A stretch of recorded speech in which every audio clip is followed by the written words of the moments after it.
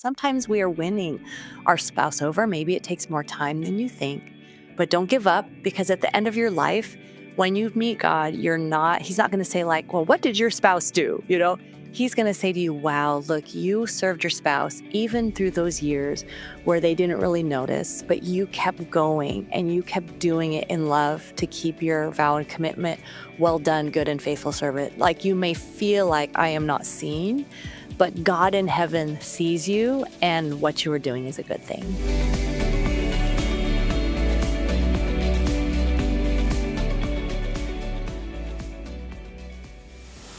Welcome to the Juggling Life Finding Balance podcast. I'm your host, Vivian Cummins.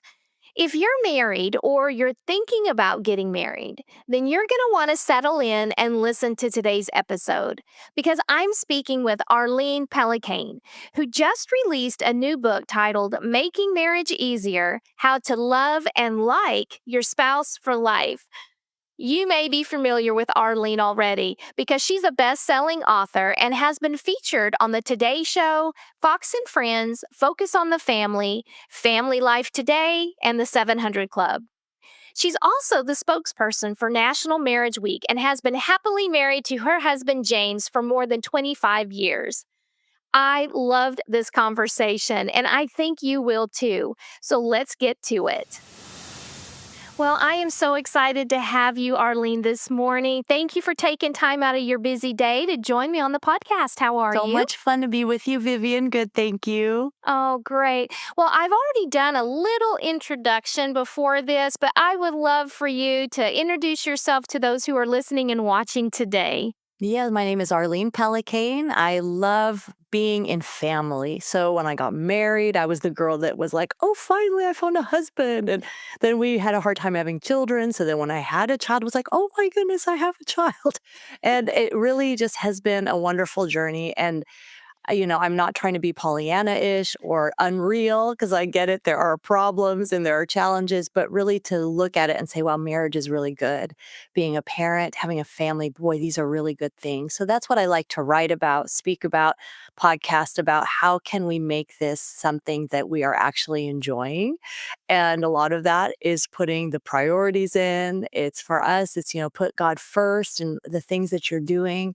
It could be taking things off the plate so that you're not running around with your head cut off. A lot of it is a technology piece. How much device use are you allowing for your kids? How early? So I write about that in books like Screen Kids and Parents Rising. And then, of course, marriage in the book Making Marriage Easier. Oh, and that's what we're going to talk about Yeah. today. I have that book right here. Let me show it for our listeners and those that are, I guess the watchers get to see this book. It's awesome. And it's called Making Marriage Easier. And the subtitle says How to Love and Like Your Spouse for Life. And I have so enjoyed this book because it's simple stuff. It's like, yeah, okay, I can do this. Like, I can do this. This is not rocket Yes. science. Marriage Right. doesn't have to be hard. So one of the things I wanted to ask you, I always love when I talk to my guests and they have books out, the title is always intriguing to me because I too am working on my first book. It's with the editing team right now. And there's always a reason, there's always something behind the title. And so you wrote the book and it's called Making Marriage Easier. Doesn't say easy. Doesn't say making marriage easy. It says easier. Help me to understand that. Yes, if I said making marriage easy, people would be like, I want to return this. Marriage is not easy. And it really isn't supposed to be Yeah. easy. Like, you are supposed to put effort, time, love, into your marriage. So it's not like this, oh, I'll just put it in the microwave for 30 seconds and it'll be fine for 2 weeks. That's not what it is. Right. But how do we make it easier so that if you are running up against the same problems over and over and over again, that you can step back and say, wait a minute, how do I make this easier? Just like we would try to make meal prep easier or getting our kids' schedules going easier, just the same way. How could we do that? So a lot of it is by being specific. If I think to myself, I'm going to be more healthy and I'm going to start working out, well, that's nice, but nothing really is happening in my life. But if I schedule with my mom, which I do in real life, and we go to this neighborhood spin class, and it's every Tuesday and Thursday morning, and I know I pay my money to go, I meet her, right? Then it's easier because it's I don't have to think about it the night before. I know tomorrow morning I'm going to spin class. So it's easier. So how can we do that in our marriage? Specific things, whether it's date night, whether it's a daily compliment, a daily kiss, what are just simple habits we can have in our marriage to make it easier, not easy, but much easier. Mhm. I love that.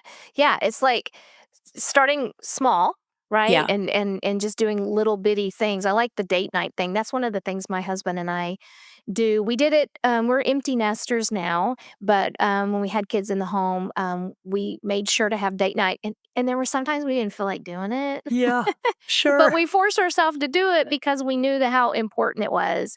And so now we do a date day, and it's usually on a Saturday or a Sunday where we go do stuff, so that's so important. That's fun.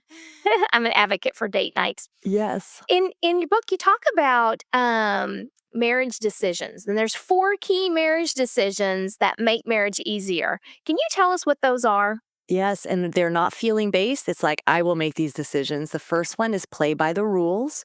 Know that just like in any game, if there were rules that change, like, wait a minute, that's not how you score. Wait, how come the boundaries move? It would be not good. So in your marriage, you establish like, okay, these are things that we will and we won't do. This is a vow that I've made to you. So I'm going to do everything I can to keep this vow and to be the kind of person you want to be with. So play by the rules. The second decision is to give thanks every day, that instead of complaining about what you don't have, about how your spouse is disappointing you, that you look for reasons to give thanks because that just changes the atmosphere of the home. The third decision is to serve your spouse instead of thinking like, well, you didn't do anything for me today, so why should I do something for you, right? Instead, we are of the like the our disposition is, hey, how can I help you out today? Because who wouldn't want someone like that around? So serve your spouse. And the last decision is to take fun seriously, as I know you and your husband do. So it's not something that you just used to do when you were younger or you're gonna do just once a year on vacation, but you have to continue to have fun or else it's all business, it's all trouble, it's all bills and mortgages and who's going to take the car to the shop. It's not fun. So it needs to also have fun. So make that a decision that you will keep having fun together. I love that, and I've got some questions that I've prepared for you that kinda dig into each of those a little bit deeper. But curious on these 4 key marriage decisions. So, I mean, obviously, we're talking about people who are married, but what about people who are thinking about getting married? Yeah. Should this be a conversation they have Yes. prior to? Absolutely. I think before marriage, it's particularly the play by the rules Mhm. decision is just really getting on the same page of, okay, how much debt are we going to take on?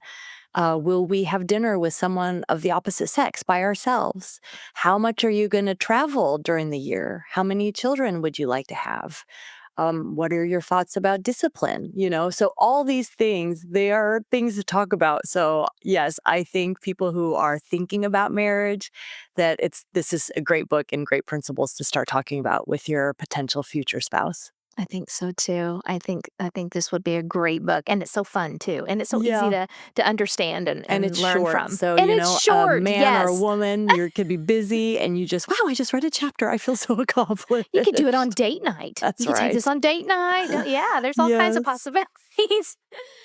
Well, I would like to hear your thoughts about how do we keep marriages vibrant and keep from feeling like we're roommates because Yeah. it is so easy to fall into that trap where it's just everything is routine. You get up, you go to work, you come home, you watch TV, you have dinner. I mean, it's all the same. So, Yes. what do we do? Yes. I think there are actions, both actions and attitudes. And so the actions are things like, I'm going to hold your hand or I'm going to kiss you because you don't kiss roommates. You know what I mean? Like if in a roommate, if you have a good roommate relationship, that's great, but when we say it in marriage, it kind of means like, hey, we're just coexisting together, right? So we don't want that. So eye contact, bringing back looking at each other. Arthur Brooks is this researcher, and he says the fastest way on to the oxytocin express, just that hormone that bonds you, is eye contact, looking at each other, which lets you know I belong to you. and touch, physical touch, holding hands, kissing, hugging, all those things. So, really, a very fast way to not feel like a roommate is to start hugging, kissing, and looking at each other because all of a sudden it's like, oh, wait, people who are in a business relationship do not do that. And even if you don't feel like it, to do that. And believe me, my husband and I, we have been married 26 years, and it's so easy to slip out of this. So then here I am talking about it, about, oh, I better like give him a kiss today. Like you have to think about it and really be intentional about doing it. So I think those actions and then the attitude of like, hey, this is my beloved. And we have to remind ourselves, like, this is the person who I would do anything for. Right now, you might feel like, oh my word, I'm so sick of this person. But to realize, wait a minute, of all the people in the whole wide world, like you really are my favorite. I should start treating you that way. So, having that attitude and then those actions, I think really help us to realize they're not just your business partner or roommate. So I'm going to shift gears on you a little bit Yeah. because, a lot of couples place their expectations of their happiness in their spouse. So if their spouse isn't happy, they're not happy, and then nobody's happy. So why will this always lead to disappointment when we try to put our happiness in our spouse? Yeah, when we start looking to someone else, right? I will only be happy if you are happy or if you do what I want you to do or whatever. It's like, this is not going to work. In the same way, oh, I'll be happy if I'm married, right? And then we'll think, and that same person who thinks that marriage will bring them happiness will be the same person that thinks like, oh, my spouse now has to do all these things for me. But the truth is, like, it's best when two happy people get married, right? That you're already content as a single person and you get together, and that's when it works best. And the same is true after you get married, that you're looking for your contentment, your belonging, your peace, all those things, not in your spouse, because that's a lot to expect from a person, but from God, from talking to God, from reading the Bible, from being in God's presence. In your presence, there's fullness of joy. And that's really, we can search for it in money, in education, in kids, in a spouse, in things, but we'll find like, wow, I'm still searching for more. And there will come a time for all of us that we say, you know what, this whole contentment thing, this comes from God. And even if my husband is a pain, I can still be content and he might be a prince and then I'm still in a bad mood. So it's just like, just don't put that kind of pressure on your spouse because you wouldn't want it on you, right? If I got home and I thought, oh my word, it's up to me to make sure that James has an awesome life. Like that's a big responsibility. Now, of course, you're going to do your part to try to bring your spouse up, but it's not your responsibility to make them happy all the time. Yeah, that's exhausting too. I can't, Right. Yeah. yeah, that's very exhausting. I love it. Focus on God. Let God bring what might be missing in Yeah. in your marriage, and pray that void will be filled. So in your book, you talk about transforming the atmosphere of your home. We kind of talked a little bit about that Yeah. as far as the atmosphere, but what I'm referring to is where we talk about complaining versus gratitude. What steps can people take to create a more positive environment at home? I think the first step is awareness, like being aware. We Mm, don't realize sometimes the vibe we're giving off or the words we're saying.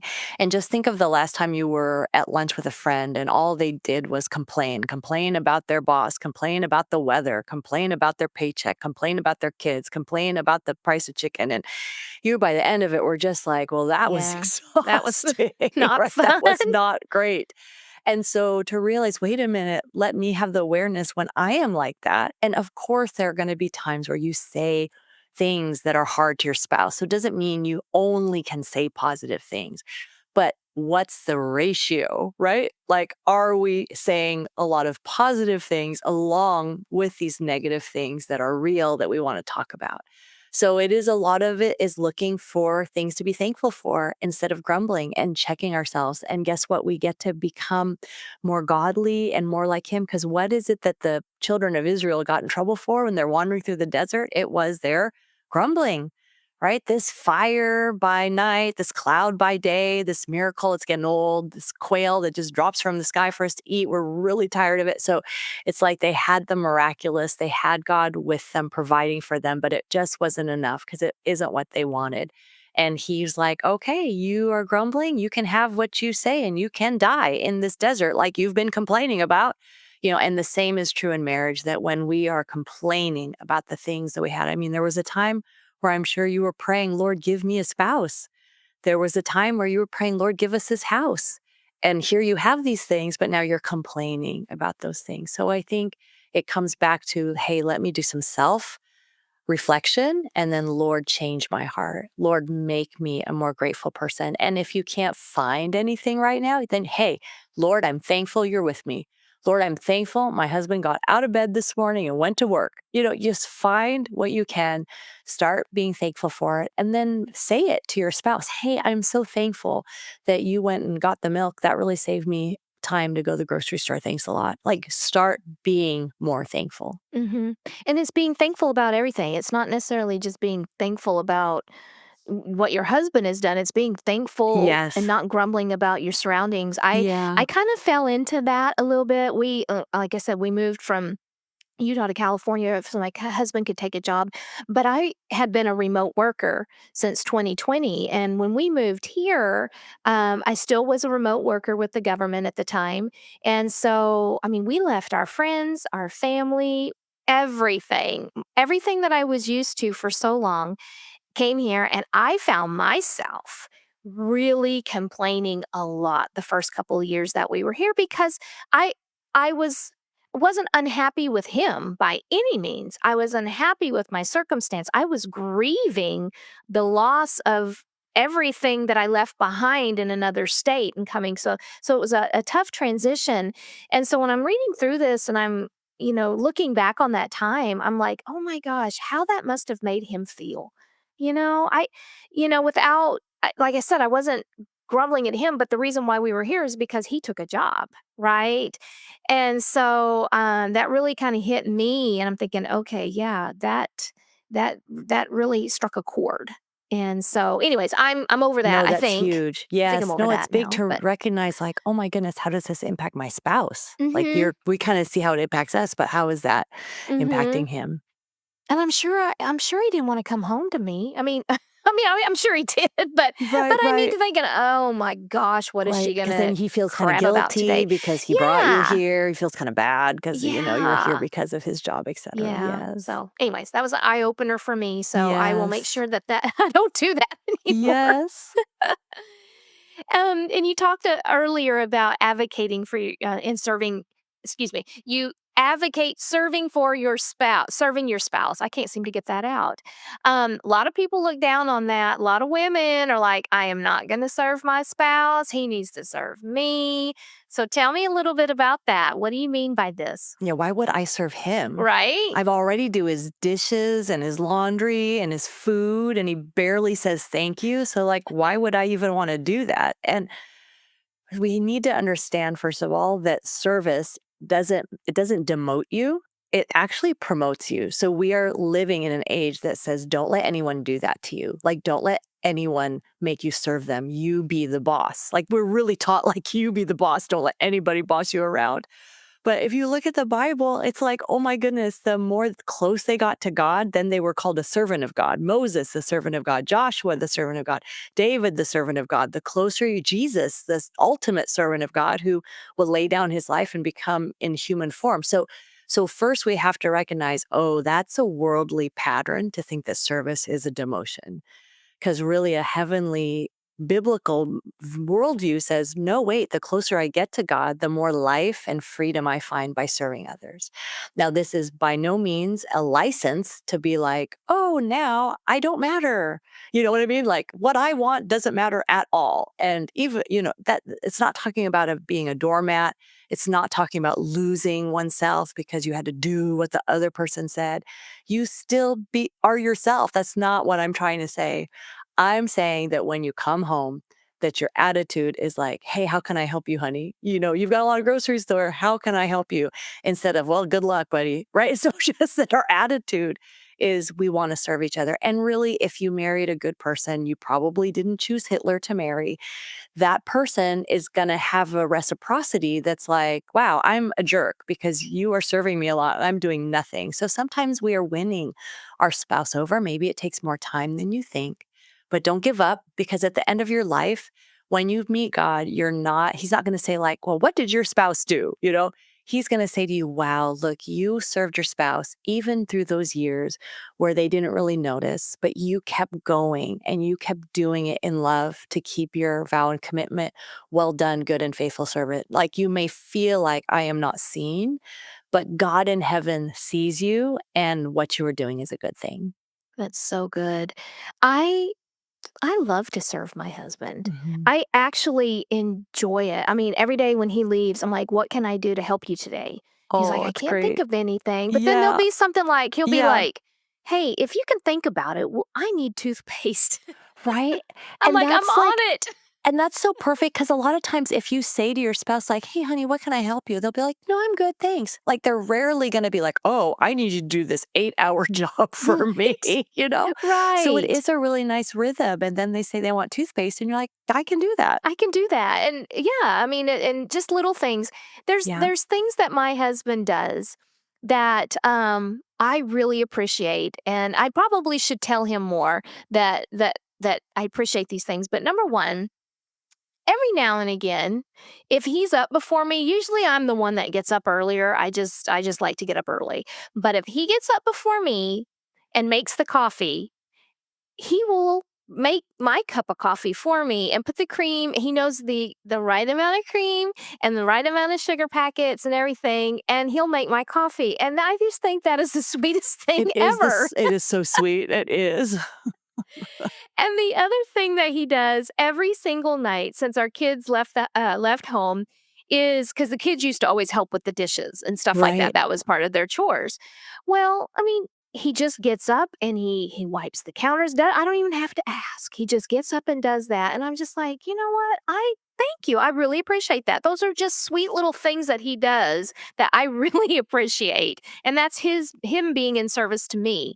And I Right, and don't. that doesn't make you think less of him, like, Oh "Oh, gosh, good, no! I'm I think gonna it's walk all sexy. over him now," right? It's good, and it's the Right? same thing for us when we do it, yeah, that it's a good thing, yeah. Yeah, I love it. I love it. So please, folks, if you're listening to this and you are one of those that say, you know what has he done for me lately?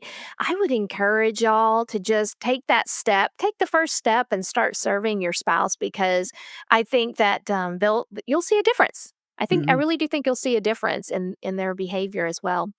Um, Okay, so we talked about having fun, and I'm all about the fun. And why is it important that we have fun in our marriage? Yes, we gotta make it so it's not just the hard stuff. Because if you have fun, then you can get through the hard stuff together.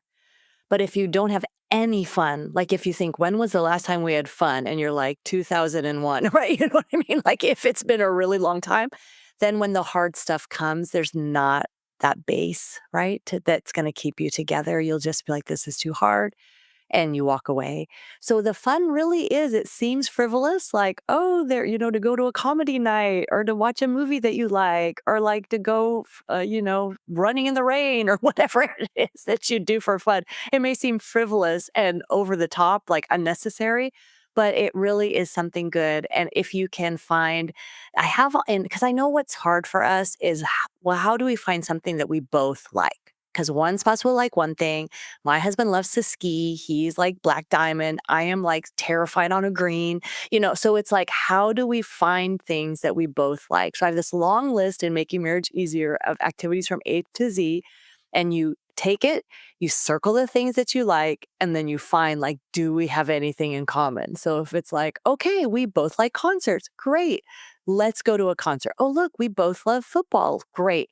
Let's go to a football game. Hey, we both like reading.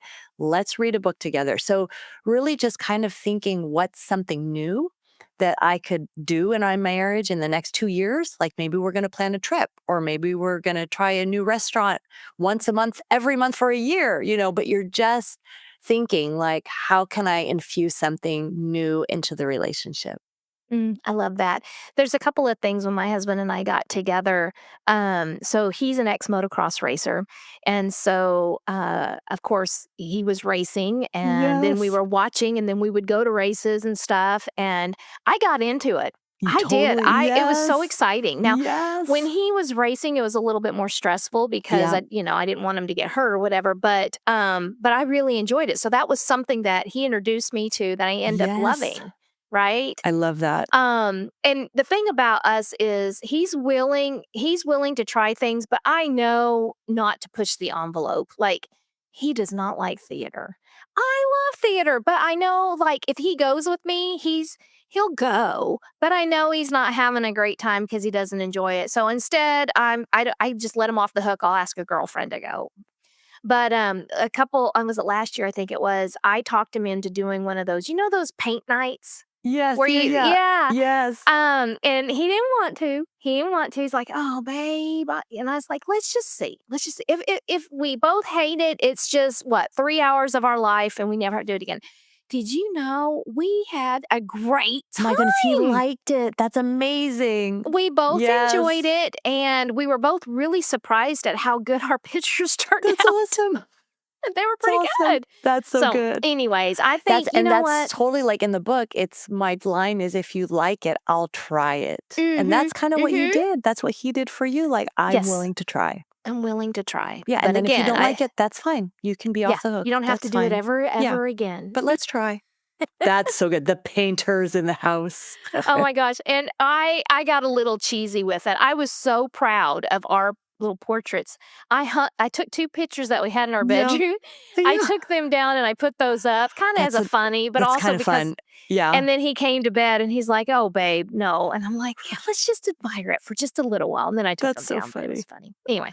That's funny. Oh, Temporary art exhibit. that's right. That's right. It was too fun. Oh my goodness. Well, this is great. I have enjoyed talking with you. I have so many other questions I would love to ask you, but I know you're a busy, busy woman. You have tons of things going on. So I will go ahead and start wrapping us up. But I would love for you to tell those who are listening and watching how they can learn more about you, get a copy of your newest and other books too. You got more books out Yeah. there.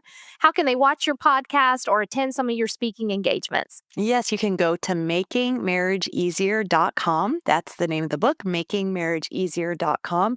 You can listen to the first chapter for free. You can download some free date night ideas, even if you just have 15 minutes, and then listen to the podcast wherever you like to listen to podcasts. It's called the Happy Home Podcast. And then you can look at my other books as well. And you can go to my website, arlenepellicane.com, for all the things. Love it. We'll make sure all of that is in the show notes as well. So it has been a pleasure. Thank you so much for coming on today. And listeners and watchers, please make sure you go check out all of her resources. I know you will not be disappointed. Thank you, Arlene. Thank you so much, Vivian. It was so much fun. Bye-bye. Thank you for joining me for another episode of the Juggling Life Finding Balance podcast. I hope this episode has left you feeling encouraged and inspired. Before you go, please make sure to click that subscribe button and leave us a review. We would love to hear from you. I also have a free gift for you waiting on my website, viviancummins.com. Head on over there today and grab your free resource on the homepage. Until next time, be blessed and stay balanced.